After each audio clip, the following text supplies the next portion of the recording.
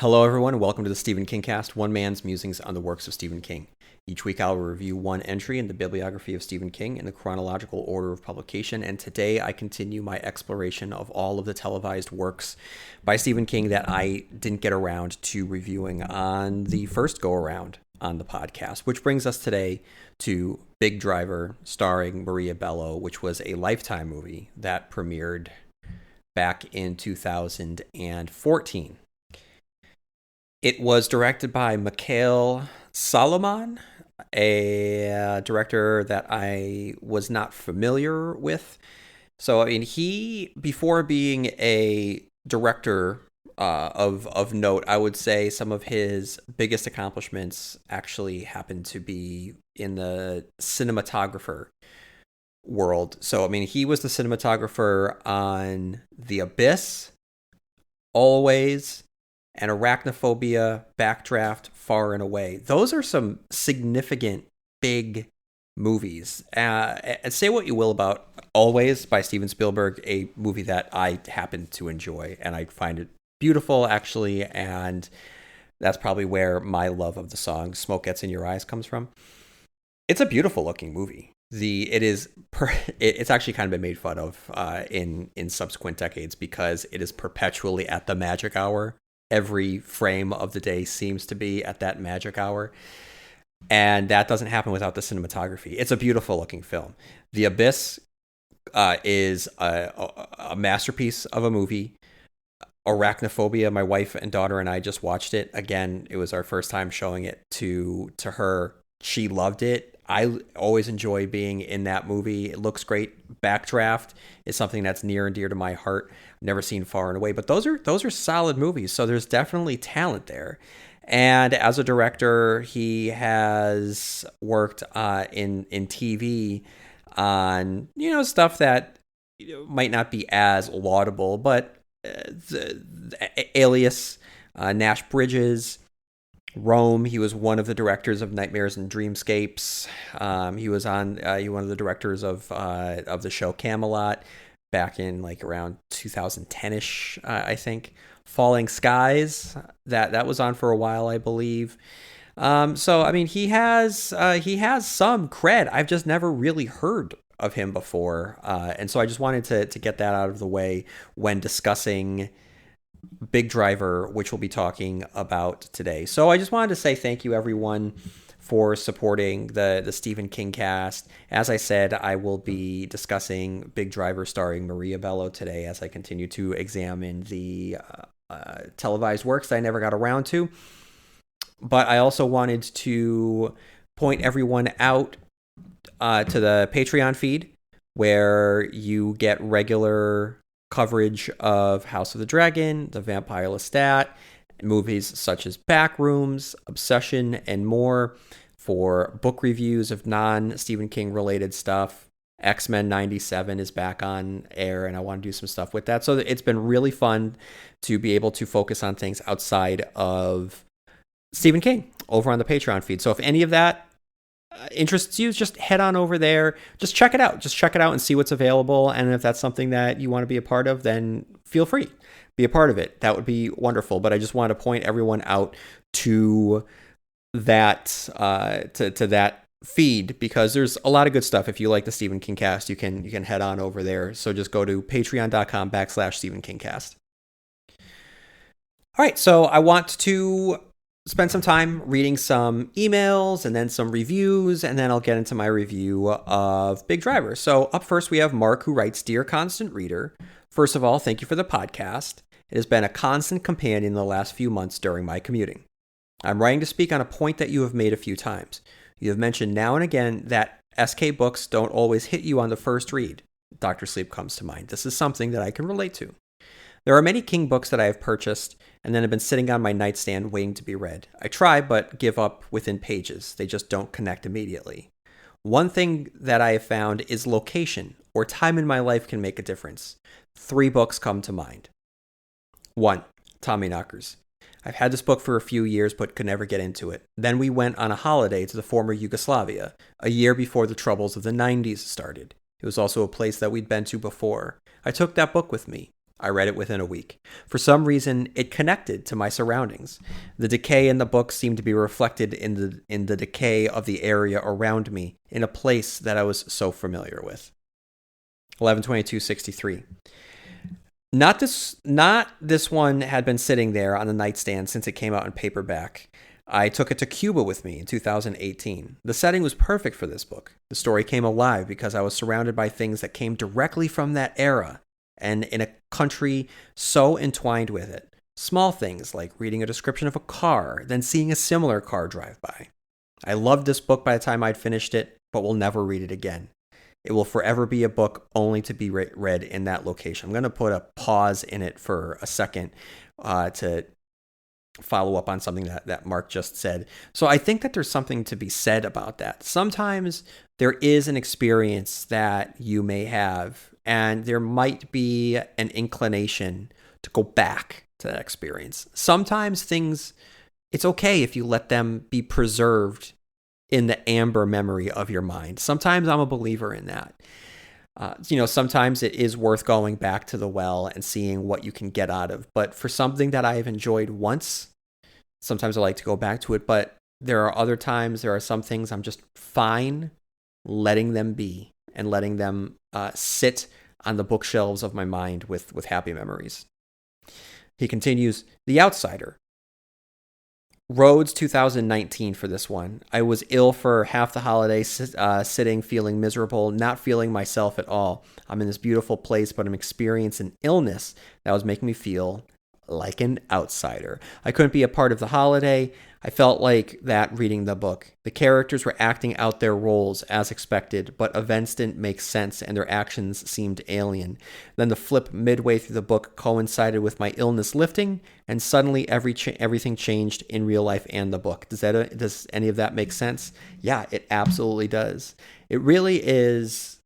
There's something that it's that magic piece that isn't discussed enough. I tend to, discuss, I try to be as objective as possible, but in my in-depth reviews of the novels, I have always contextualized what that novel meant to me on the first go around. It is hard at times to extricate yourself from the feeling that you're in, the mind space that you're in, the things that you are soaking up at that moment. Sometimes things align and other times they don't. Sometimes it's kind of like, trying to be in a relationship or dating. Sometimes you just don't hit it off. Maybe you're not in the right headspace. Maybe they're not in the right headspace. But sometimes, you can come back and try again. Maybe it just wasn't meant to be that first time. But that there is a relationship between a book and you, the reader. And, just like any relationship, you bring baggage. And sometimes that baggage is full. Sometimes that baggage is light. So I think that's something for all of us to be able to reflect upon as we move forward. Just last year during the summer, I was so excited to sit down and reread Robert McCammon's They Thirst. I have nothing but good memories of that book. And I wish that I had let that book sit in amber like I had just said. That was not something that really held up upon reread. That the book that it had morphed into in my memory was so far removed from what the actual text was. And there's nothing against what it meant to me when I first read it, but it just didn't hold up, which is kind of the reverse of what Mark was talking about. And then Mark continues, I will list on my list of books I'd like to read, but just waiting for the right time, location, It, The Dark Tower, all of them, Firestarter. Those are some heavy books. Like that's going to keep you busy for a while, Mark. He continues, thanks again for the podcast. Looking forward to what the year brings us. Regards, Mark. Mark, thank you for writing in. If you have any thoughts, please write in again at stephenkingcast@yahoo.com and let us know if you have caught up on It, The Dark Tower, and Firestarter.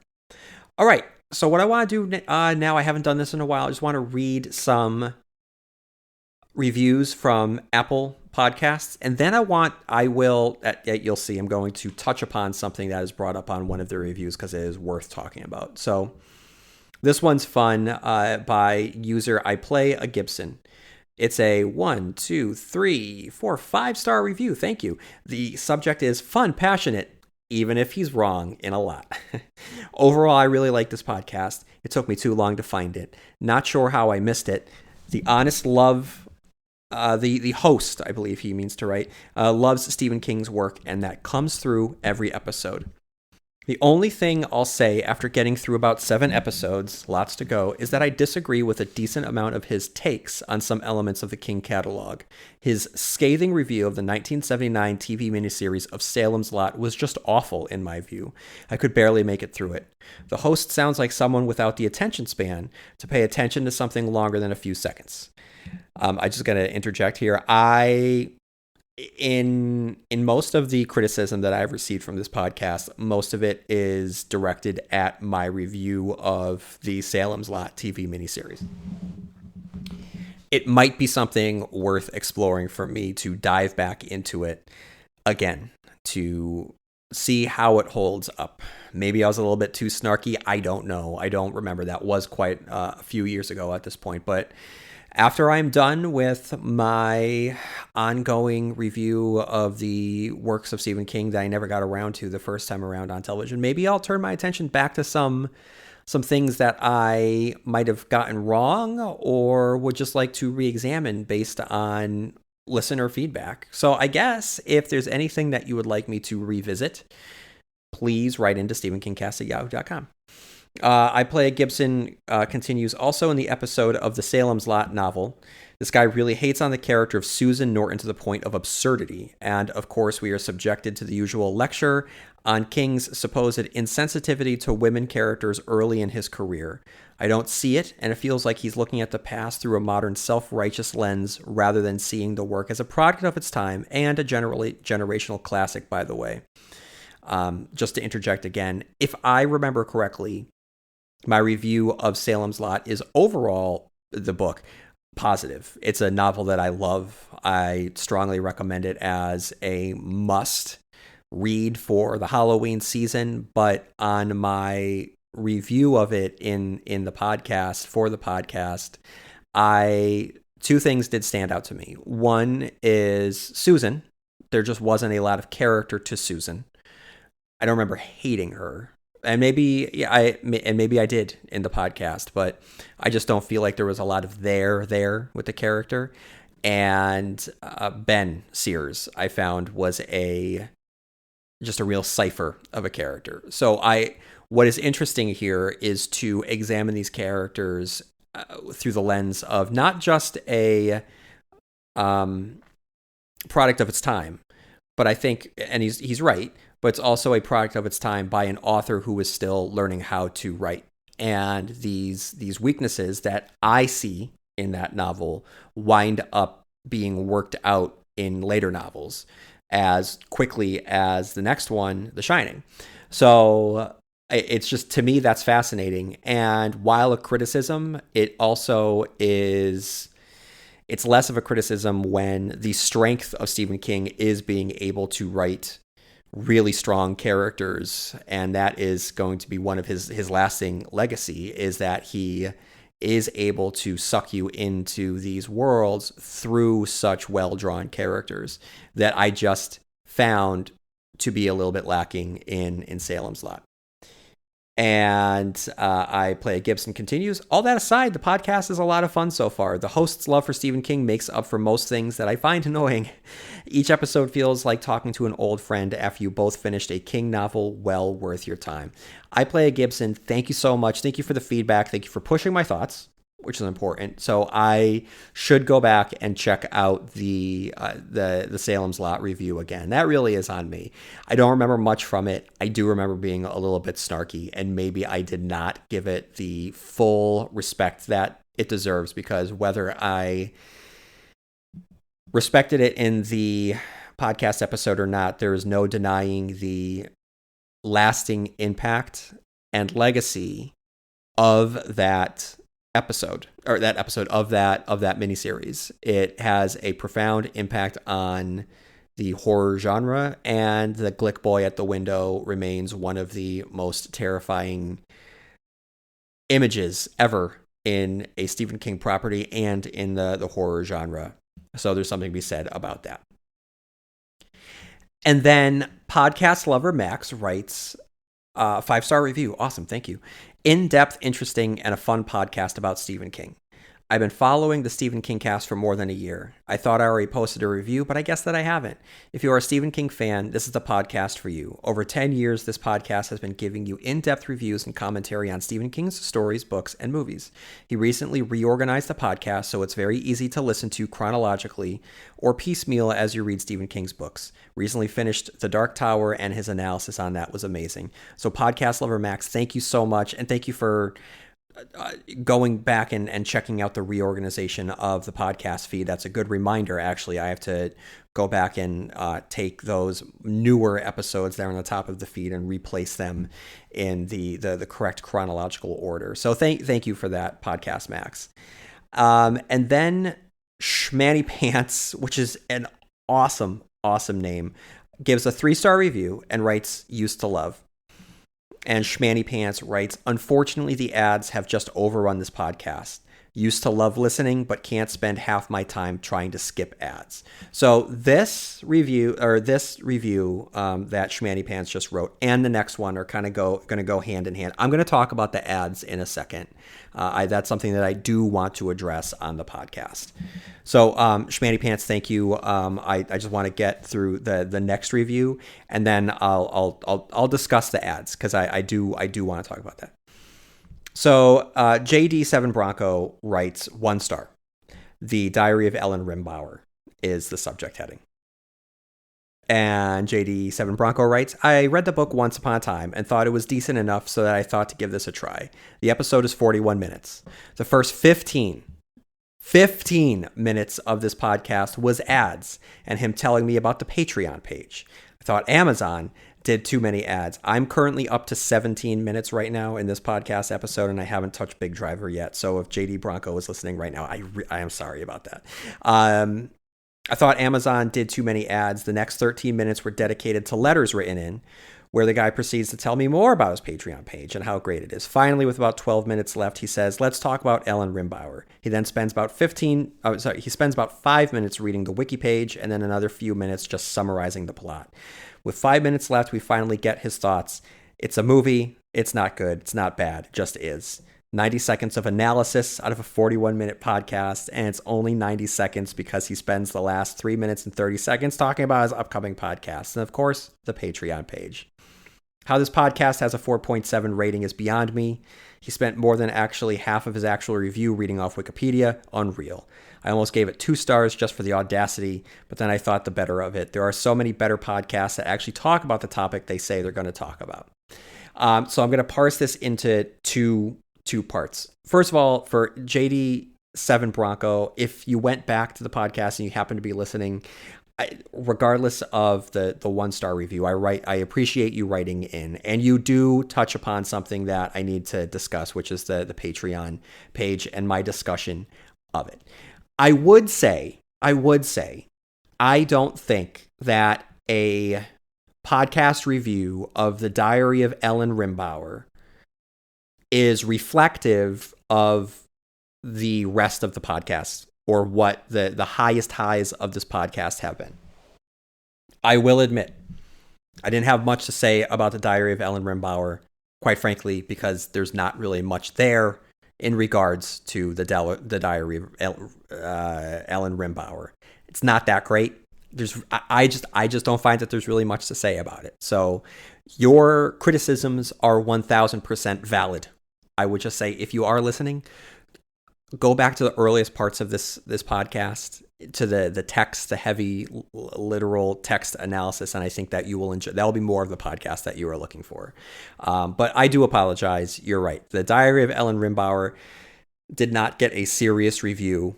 That's on me. That's completely on me. So I'm sorry about that. So I do want to address the Patreon piece that you mentioned and what Schmanny Pants said about the ads. So I'm not going to use this time right now to talk about what is going on over on the Patreon feed. And the ads are dynamic ads. I don't even know when they're going to show up. But I just want to say this. I acknowledge it. And I struggle with it. I struggle with... I've been struggling with the amount of time that I have been talking about the Patreon page. I am using the Stephen King Cast free feed to be able to advertise. I am, because... Let me tell you why.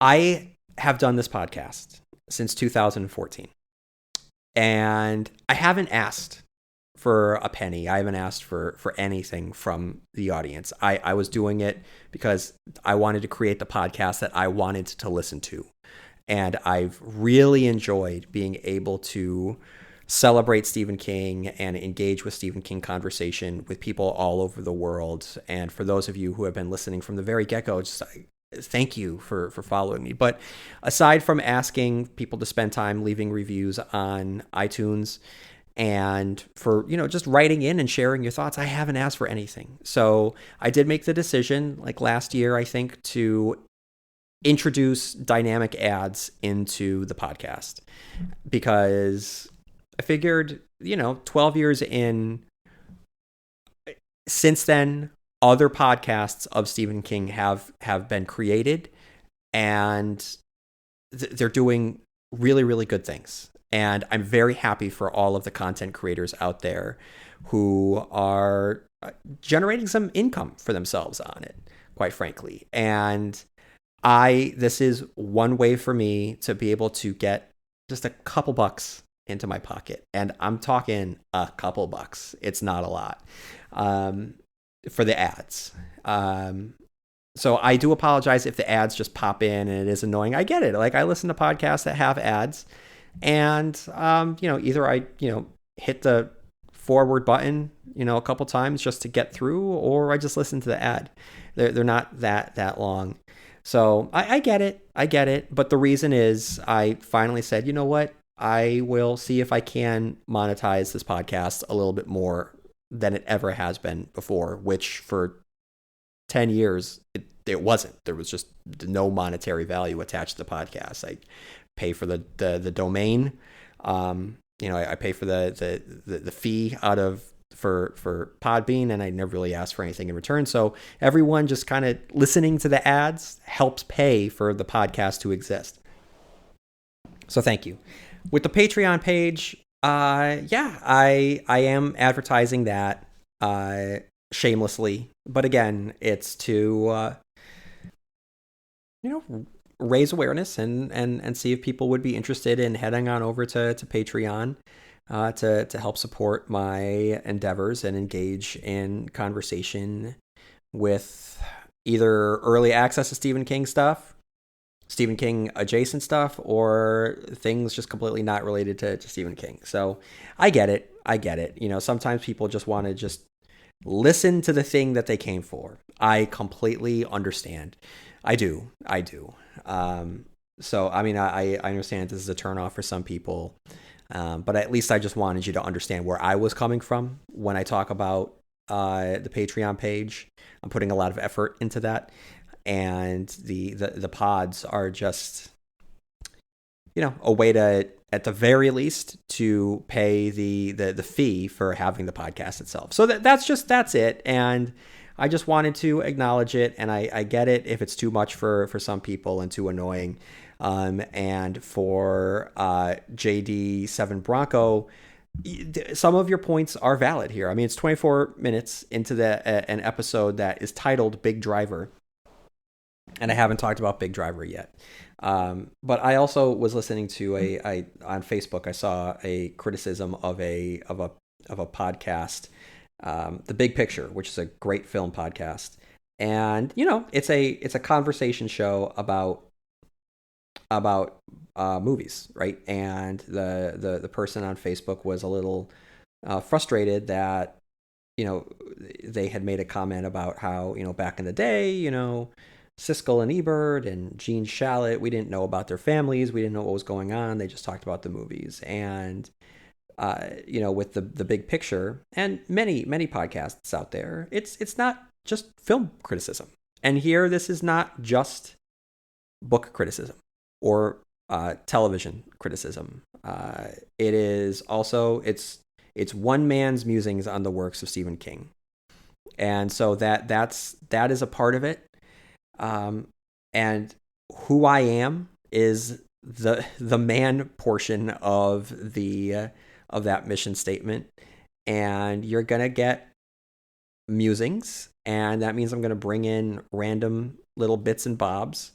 And I think that one of the pleasures of this show has been a little glimpse into my life here and there, with the inclusion of my furry co-hosts and the gradual aging of my daughter. So I mean, who I am as a person is definitely wrapped up into the show, and I am sorry for maybe sometimes focusing on that a little bit too much, but that is a part of it. And I think that's fair for everyone to know just where I'm coming from on certain things. And so in the case of the advertisements and the Patreon page, I just want you to know and just be transparent with it that this is what I'm trying to do. I'm trying to generate a little bit of additional income for something that I have treated more like a hobby in the past, but it is something that does take up a significant amount of time, and it's thankful. It's that it's something that I love to do.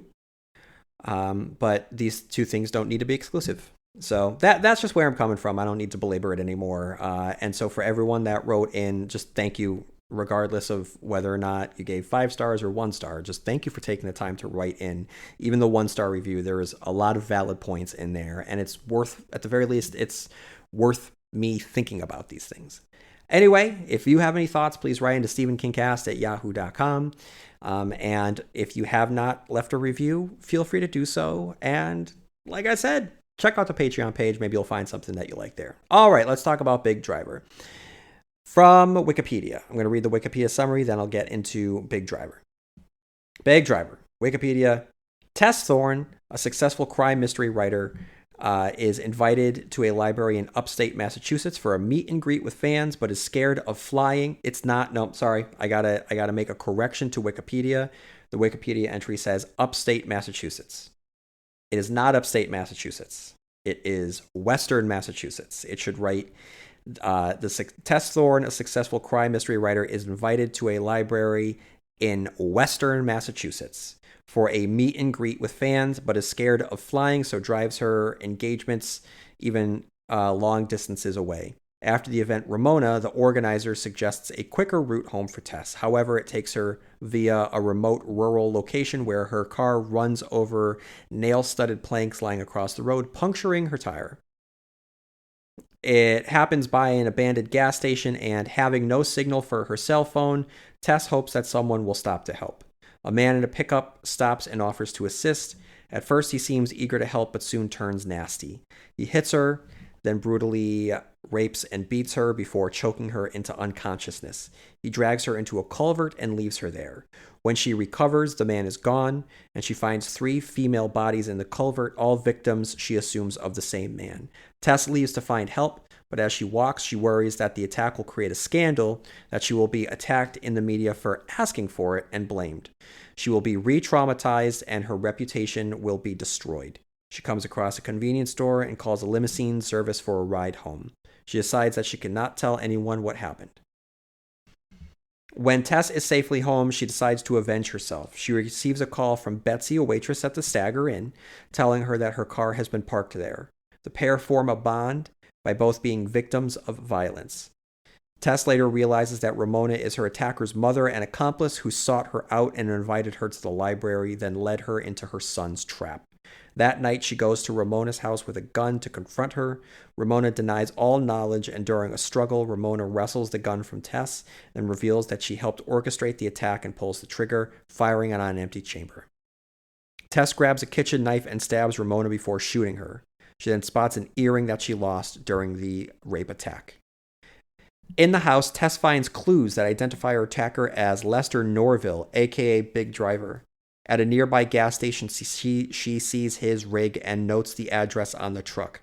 On the way to the address, she sees the rig parked and then stops. The green pickup that drove to the attack pulls into the lot, fired up. Tess runs to the truck and shoots the driver as he climbs out, but then realizes that he's not Big Driver, but rather his brother Little Driver. She regrets the killing, but at the urging of Doreen, a character from one of her books who is part of the knitting club with whom Tess often communicates, she moves forward to finish the job. Tess drives onto the address, which turns out to be Big Driver's home. Breaking in, she finds graphic photos of his victims and photos of the brothers together with each body. There are also photos of her being raped by Big Driver. Realizing that Little Driver is not innocent, she no longer feels guilt about shooting him. Hearing noises from an outbuilding, Tess enters to find Big Driver working at a bench. Confronting him, she fires twice before the gun empties and she runs outside. He painfully follows her, but she hits him on the head with a nailed plank like the one that caused a flat tire. As he is trying to escape, she calmly reloads and shoots him in the groin and watches him die. Doreen appears again and urges her to leave quickly. An anonymous tip leads police to the bodies in the culvert and to Big Driver's house with the incriminating photos. At home shortly afterwards, Tess receives an anonymous call from a woman she realizes Betsy, who says, "I know what you've done. Way to go, girl." Here are my thoughts. So before I begin my thoughts, I just wanted to talk about my reluctance to cover this movie on the first go around for a couple reasons. The first reason is this novel, or the novella from which this movie is based, it comes from Full Dark, No Stars. And one of the other stories from Full Dark, No Stars is A Good Marriage, a story that I think is very powerful and has a lot to say, and it resulted with a really flimsy movie that I think that the novella has such potential to be made into a movie to be referred to in the same breath as The Shawshank Redemption or The Shining or The Mist or Doctor Sleep. The movies that really stand out as being strong Stephen King adaptations. But it wasn't that great, and I shouldn't have compared A Good Marriage, the movie, to Big Driver, the movie. I shouldn't have. But I did. In my mind, I kept them linked. And so that was one of the reasons why I never engaged with this movie. One of the reasons. The other reason is the subject material. I found this to be a very deeply unpleasant novella. It's a story that I didn't enjoy reading, and it wasn't a movie that I was looking forward to watching because of the subject matter that it depicts. It's just not something that I wanted to seek out and spend time with, because quite frankly, I don't think that the novella had much to say other than tell a very grindhouse revenge story. All right, keep in mind that the title of the novella, or of the novella collection, is Full Dark, No Stars. These are 4 stories that are very dark, very bleak, that are not filled with Stephen King's humanism or optimism. It really is an exploration of the darkest qualities of the human spirit. And in this case, with Big Driver, it has to do with very violent sexual assault perpetrated against women. And I did not want to go out of my way to just spend time in this space. So that's the reason why I never reviewed this movie on the first go around. But now that we're here, let me talk about it. Okay, so the movie begins and the credits roll, as the camera slowly pans through what appears to be the inside of a tunnel. It's ominous, it's haunting, it's mysterious. The music swells to a crescendo as the camera reveals what appears to be the face of a rotting body. And I gotta say that despite the hesitations that I had in going into this movie, this got me. This forced me to lean forward. At first, I wasn't sure what I was looking at. At first, it looked to me like a strange mask, but then I realized what it was. The inhumanity of death and what death does to us all is invoked with this mask-like rubber-looking corpse. I thought it was very effective. For a story about the inhumanity against women, this is an effective beginning. Credits are over, and then we move from the dank, dark, ominous tunnel to the whitest of white rooms, with the whitest of white women wearing the whitest of white shirts. Her belt is white, her bed is white, her phone is white, the bedroom furniture is white, her bed sheets are white, her comforter is white. The flowers in her room are white, her hair is very blonde. Even the potential story she is concocting involves a murderer drowning his victim in snow. I get it. It's the juxtaposition from the hellish imagery we were just shown. This is the angelic counterpart. And with Maria Bello's Tess Thorne, we meet a kind, bright-spirited mystery writer.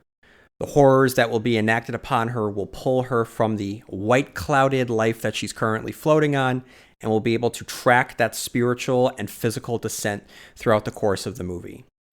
Without having seen a second of the movie, I don't know what the visual language will look like, but I imagine that she will not be wearing white by the end of the movie to visually mark her journey. I get it. You know, I see what they're doing here, but I can also imagine a director or someone getting a note saying, you know what we need? We need more white. We need to really hammer it home. Anyway, it's Maria Bello, everybody. She's one of those hardworking actors that don't make a movie worse by showing up in it. That was actually one of the reasons why I would have checked this out the first go around, because you know that she's just going to be putting in quality work. And as I said, that she's playing Tess Thorne, the writer of the Cozy Little Mysteries, and we're introduced to her as she's preparing for an event while FaceTiming with her next door neighbor, Patsy. As she drives to her author event, we get a little bit of a time capsule here as she receives her GPS instructions from TomTom. Guys, remember TomTom? He's back in Pog form. I'm sorry. It's just one of my favorite quotes. My daughter, I don't know if I mentioned this, but she has been just marathoning The Simpsons, all 37 seasons of The Simpsons nonstop since October. It's just constantly playing it in a loop.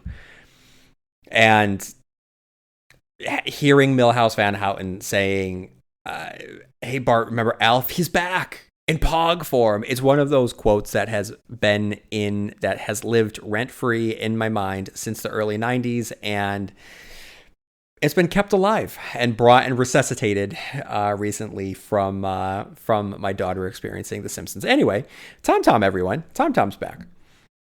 Once she arrives, she is greeted by famed character actor, Emmy Award-winning actress Aunt Lydia herself, Ann Dowd. Fun fact, everybody. Ann Dowd was born in Holyoke, Massachusetts, which is one town over from Chicopee, Massachusetts, where the story takes place here. And it's not upstate Massachusetts, it's western Massachusetts. Anyway, as they discuss Tess's drive, Ann Dowd's character, Ramona, suggests the alternative ride home. At the function, during cheese and wine time, she hobnobs with the book club before giving a lecture in which she describes the voices that she has heard as a child, which she was able to channel into her writing to give her character's life.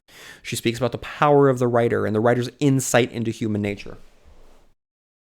Again, she is speaking from on high, in a polished world of shining white, in a comfortable bubble of quasi-celebrity. It's easy for her to talk about the understanding of human nature, but from afar.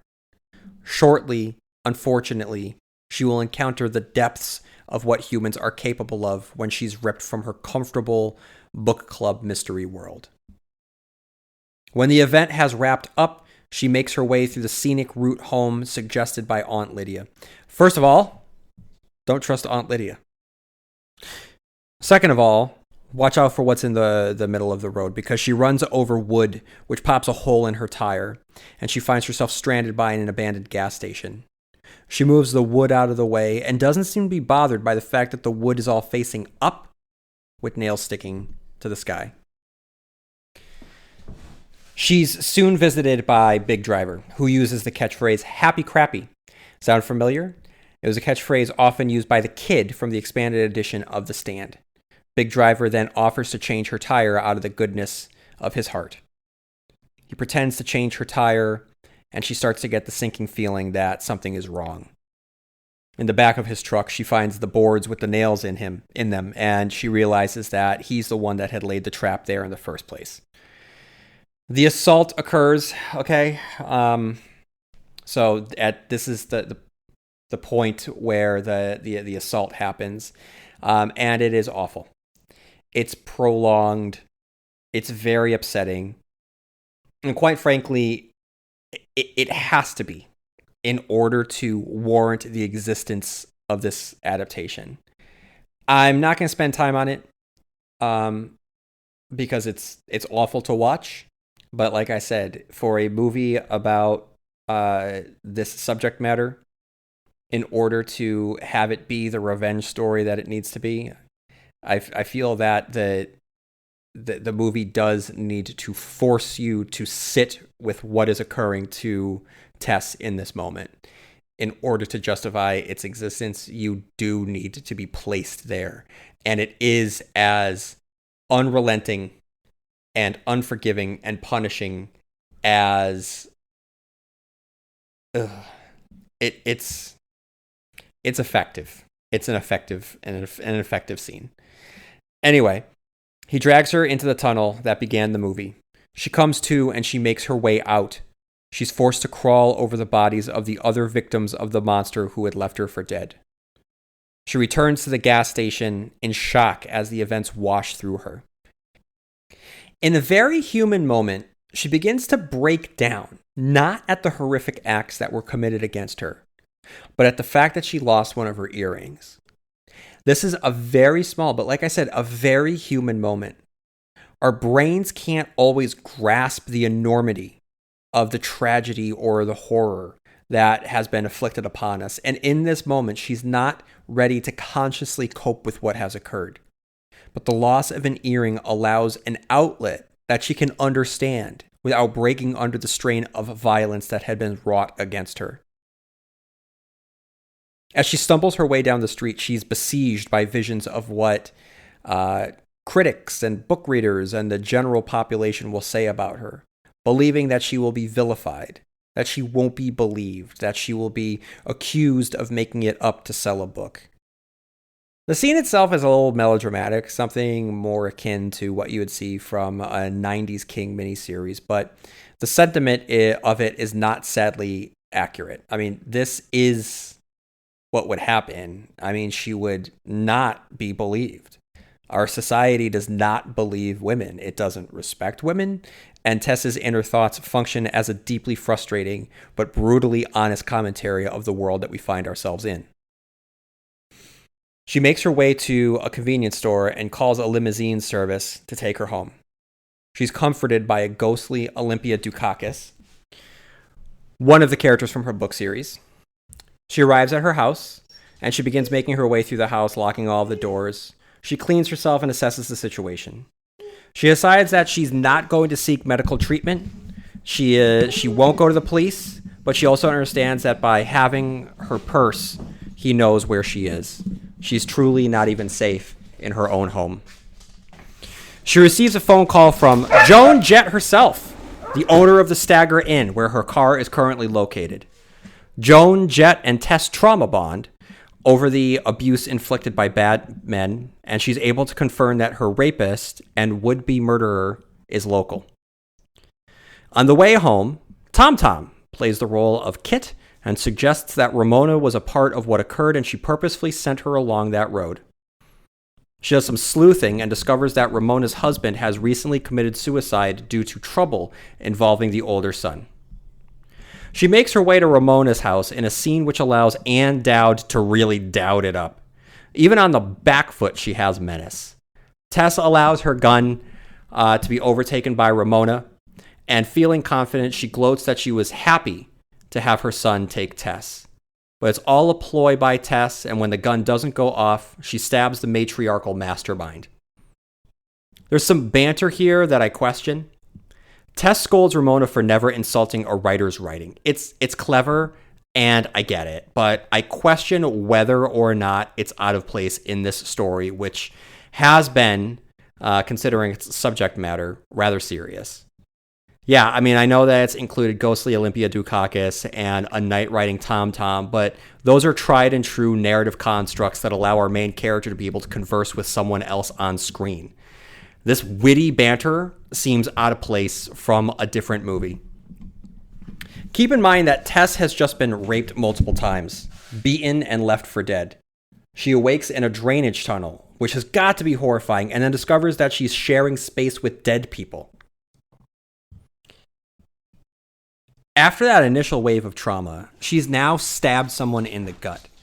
Regardless of whether or not Ramona deserves it, in my opinion, she deserves it. An act that level of violence towards someone else, it's going to take an emotional, psychological toll on the person doing it, especially when that person hasn't participated in a level of violence like that before. So to have her making off-the-cuff quips about writers and critics, it seems not only totally out of step, but out of character for Tess as well. She then goes in search of Big Driver and inadvertently kills the other son, Little Driver. The murder is justified as she shortly discovers that the little brother was involved in taking Polaroids of the crimes to mark the occasion.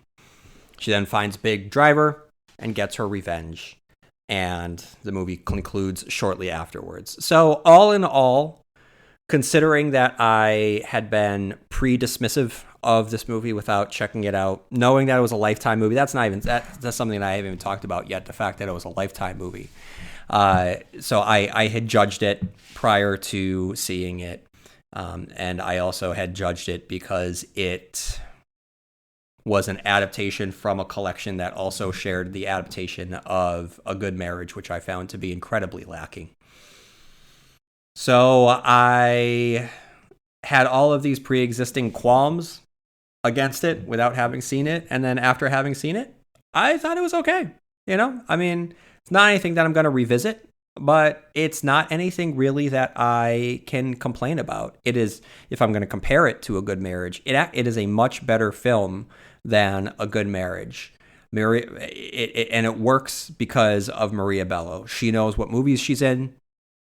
She sells Tess pre-attack as someone who is living a very comfortable life, who is likable, who is charming, who nevertheless is trusting and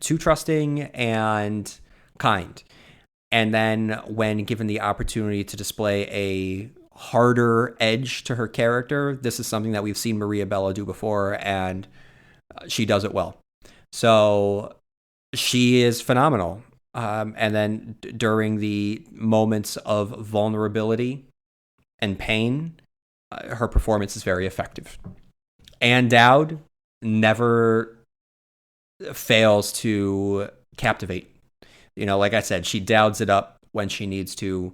She can go from charming and kind and motherly and just the town.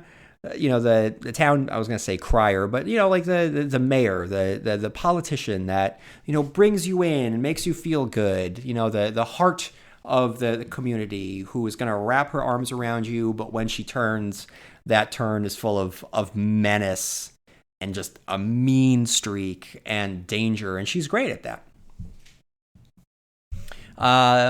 And the performance by Big Driver is loathsome, and there's a undignified quality to the character, when he is jamming out to music in between assaults, that is very upsetting. That he feels so little about this other human being that he is committing these acts against, that he would not only violate her and hurt her the way that he does, he just demeans the situation by partying. It's gross. It's disturbing. It's disgusting. And that moment, it was just a low character moment that I think speaks to the depiction of Big Driver. So all in all, I mean, this isn't anything that I'm going to go out and recommend, but it's also not anything that I would really criticize. It is, as Netflix movie or Lifetime movies go, very effective. And that's not a knock on Lifetime. Some great memories that I have is my wife and I on Sundays, back before we had a kid, just being lazy and turning on Lifetime and just enjoying the melodrama that it was airing. So nothing against Lifetime. I feel like, in terms of the quality of Lifetime movies that are out there, this is a more serious production, and I really give them a lot of credit for putting it out. So this is not nearly as bad as I thought it was going to be. It's not nearly as bad as A Good Marriage. I haven't seen 1922 in quite some time, but in comparison, in my memory of 1922, it's kind of comparable. So like I said, I can't fully recommend it because it does have a very upsetting depiction of sexual assault, and I don't think that the story itself is strong enough to justify it, because it really, at the end of the day, it's just a revenge story. But it wasn't bad. It wasn't. I will say that it isn't bad. So I can't recommend it, but I'm not going to go out of my way to say that it wasn't well done. So that's my thoughts on Big Driver. All right, everyone. Thank you for this episode. Thank you for listening. It's almost been an hour, and I fully acknowledge that for half of the time I was talking about the behind the scenes components of the podcast. For those of you who get frustrated when I read listener email and reviews, I get it. But that has been something that has been baked into the DNA of this podcast. And I think that is important to be able to share what people are thinking about Stephen King and this show. So that's a part of it. As for the ads and Patreon, like I said, I've put out this podcast for many years, and it takes a significant amount of time. And, this is me just seeing what I can do to bring back a little bit of income to justify the amount of time that I spend on this thing. But thank you, everyone, for just supporting. Whether you're just simply listening to this show and not doing anything else, thank you for taking the time out of your life to share Stephen King and the Stephen King experience with me. All right, everyone. That's all that I have for this week, but I will be back again next week, and may you have long days and pleasant nights, and I will see you here next time where MOON spells Stephen King Cast.